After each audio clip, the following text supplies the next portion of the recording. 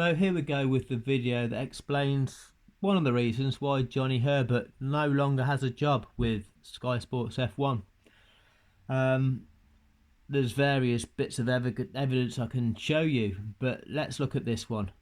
Go on to Skysports F1 channel on YouTube. Check out the video F1 Show Special Abu Dhabi 1 month on, produced in January 2022, 1 month after the Abu Dhabi fix.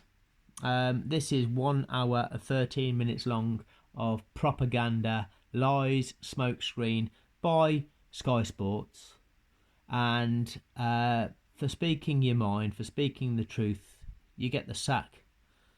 So I could do a 3-hour analysis of this to expose the full lies that they are just presenting to the world. But I'll just play a lot of this through without challenging too much. But you need to see what Johnny says, and you'll see why Johnny no longer has a job with them, because he doesn't toe the line. Here we go. Down here. What's the remedy if the FIA didn't follow their own procedures?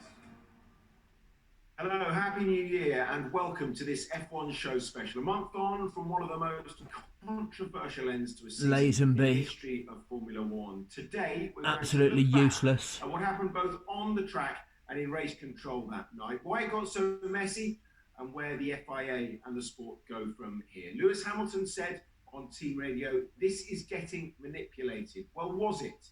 There are thousands of people who believe it was, but there remains no evidence to prove that.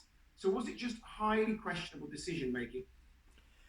No evidence to prove that. Well, we can evidence that the rules were broken. We can evidence what the rules actually are. We can evidence that the TV broadcast was an edited version to set up the narrative. We can evidence the fact that the guys commentating on it, Crofty and Brundle, lied about what the rules are of the sport to present that it was possible to get a final racing lap in. So we can evidence all of that. We can evidence that the 4 stewards after the race broke the rules as well to actually maintain the fix. We can evidence that the FIA didn't do anything about it, but we've got no evidence. So what we don't have is a signed confession, which you're not going to get. But you're saying that we don't have evidence. All right, mate. Thanks for your expert opinion. Appreciate it.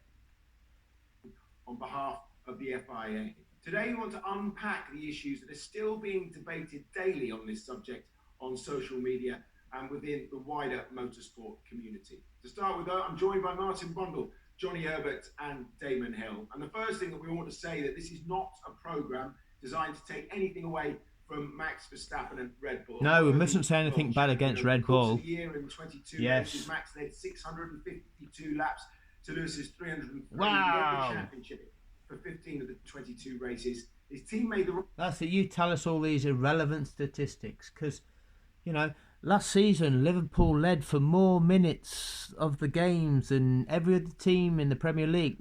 It doesn't mean anything, does it? But you tell us these irrelevant statistics because you think that it somehow is going to convince us of validity. Right calls at the right time, and he also had his fair share of bad luck. We want to get right into it, though. Oh, he deserves it because he had some bad luck. Yeah. Was okay. It? And Martin, was what happened in Abu Dhabi one of the greatest sporting injustices of all time? It was a great shame for Formula One. We had all eyes on us, and then it was clumsy. It confused people. It upset the fans. If you start accusing people of fixing a big event or manipulating, you need to have some very good evidence. I'm accusing you of being part of the fix, Martin Brundle. I'm accusing you of knowing what was taking place. I'm accusing you of being party to that and actually presenting to actually convince people of that narrative. And you're telling me I need to have some evidence, and I need a fancy lawyer, do I? And or some good lawyers around you. You're a cheat. I don't think there was time in the chaos that was the last few laps of that race. You're a liar. To sit down and think about who do I want to win this race. I think it was an avalanche of information and requests and decisions coming from race control It's an avalanche of bullshit coming out of your mouth. And mistakes were made. I think we ended up with a hybrid fast track. But A hybrid fast track. This is the expert of the sport put in place to educate fans as to what is going on. And this is his explanation. Think about that. version of the regulations with a cloak over it of we've kind of agreed we don't really want races to finish under the safety car or the red flag. Captain bullshit. And of course, that's wrong, and mistakes were made on the evening. How you then unravel that, because Red Bull didn't do anything wrong. So it's not wrong to say to the race director, oh, you don't have to follow the rules. If we interpret the rules this way, and this way, then you can set it up so that Max can win. That's not doing anything wrong. That's fine. Okay. That's nothing wrong with that, Martin. Nor did Ferrari in third place with Carlos Sainz. Okay, Ferrari didn't do anything wrong in third place with Carlos. Why are you even saying that? Carlos Sainz was in third position behind the safety car. Carlos Sainz finished third anyway behind that fake last lap. Well, he couldn't finish higher than third because he was blocked off with two lapped cars blocking him off from challenging for second anyway. But why are you even suggesting that? Because you're trying to present to people, well, look at all these different people. They didn't do anything wrong. Well, it's irrelevant. Example. That's the problem. But I do not believe, knowing the people, that there was malice involved from race control. Okay, I mean, it's the same question to all of you, really. Dave, Lies. you next on this. There are a lot of conspiracy theorists out there. Conspiracy theorists. So this term has been made up to undermine people, to make people out as if they're some sort of nutters. Oh, look at you! You think there's some big conspiracy going on. Let's look at the big picture. There is a company that owns the rights to Formula One, and they bought those rights for $4 billion. Now, why would you US dollars? Why would you spend $4 billion US dollars on something? Well, you'd do so if you thought it was a good investment, if that could increase in value, so that your $4 billion would grow. And if you actually invested that level of money, you wouldn't leave it to chance. You'd have a master plan. You'd have a plan of action as to how you were going to achieve that growth. And so then you'd implement that. And what we saw in 2021 was Liberty Media's F1 grow in value from $9 billion US dollars to $13.8 billion US dollars, an increase of 4.8 billion. And they have overriding authority over the sport because they own the commercial rights. So their influence is massive. They dictate what happens and the teams toe the line. The FIA toe the line. Skysports F1 are contracted to present it. They toe the line. So to suggest the notion that these people are in collusion with one another and the overall outcomes are affected or at least talked about in meetings as to how they can achieve their aims, oh, that's just a conspiracy theory. That's just something that somebody's making these links. That doesn't happen in reality, does it? No, of course not. No. If just to suggest the notion makes you a conspiracy theorist, does it, Lazenby? No. It's actually about connecting the links, which are clear links with clear motive, and you can easily identify them. But let's just label people that challenge the narrative as conspiracy theorists, shall we? You feel that everything was done fairly on behalf of the FIA? I think that obviously the Lewis Hamilton fans feel very aggrieved because, and Lewis Hamilton may well do, and Mercedes do. Wonder why. The way the decision went disadvantaged them and they felt robbed. So there's a lot of ill feeling, obviously.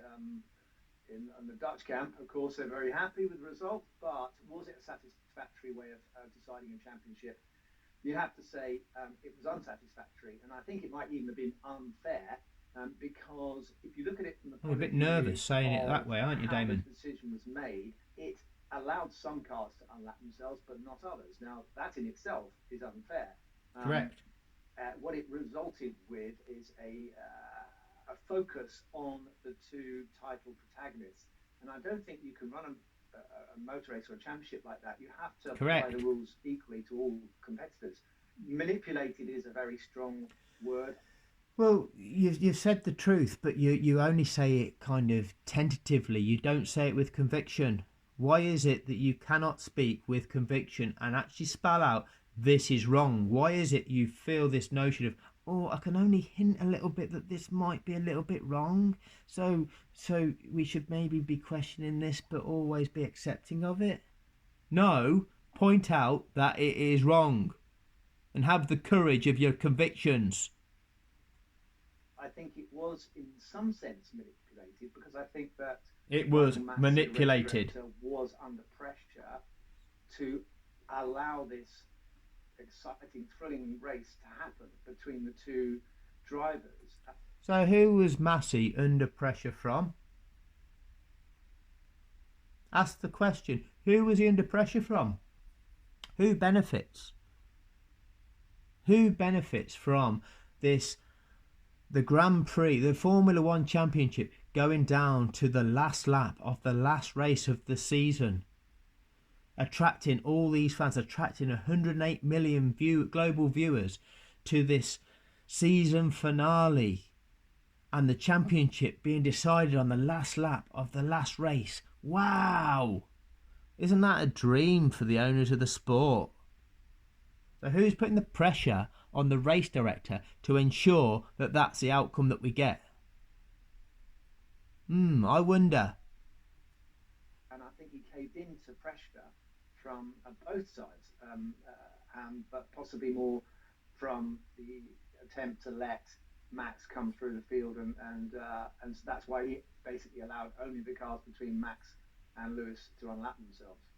Johnny?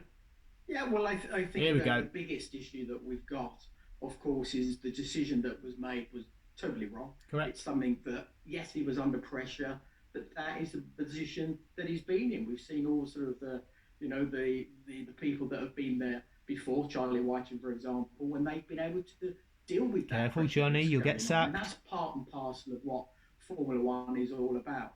But when you're there to make things fair, look at Brundle. You don't twist the rules that you think is actually. Look at him blinking. He's not happy. And like Michael Matthews said at the end about, well, we wanted to go racing. Yeah, you don't go racing after Sir Lewis Hamilton had done one of the best races that he'd done all season, and then you sort of take that away from him because you've sort of given the advantage to Max, who had done the right call on the pit stop. See, you're kind of easing back a bit, Johnny. Change everything with the rules to allow the race to go green for that one lap when it's totally unfair. And then with the result we got at the end of it, which is very unfortunate, was totally wrong.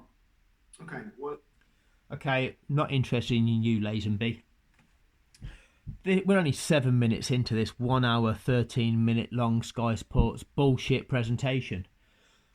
But it's voicing your valid opinion like that, Johnny. It's being real. It's exposing the truth that gets you sacked. It is not complying with the narrative, which is set by Liberty Media. And it will come out. It will come out from Johnny Herbert that these presenters will say what they're told to say. They are mercenaries. They do it for money. They do what they are paid to do. Johnny has a degree of integrity, whilst it's a bit tentative because he's mindful. The guy has to earn a living. The guy gets an income from his role as being a presenter on Sky Sports. So he doesn't want to lose that.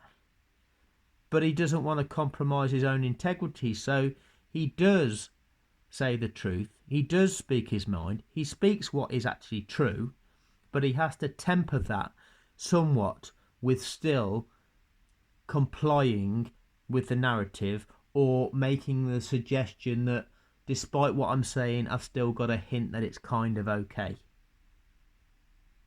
But even that wasn't good enough for them, so they get rid of him because they can't control him in the way that they want. This is what this form of media is about. They're dirty, they are corrupt, they put themselves out as an authentic sports broadcaster, one that you can trust, and they employ vile individuals such as these people that are on screen that will lie through their back teeth to validate the agenda of their paymasters. This is the fraud that is taking place in Formula One. Sky Sports are complicit, and this is all going to unravel at some point. Bit by bit, these people are going to be shown up for exactly what they are.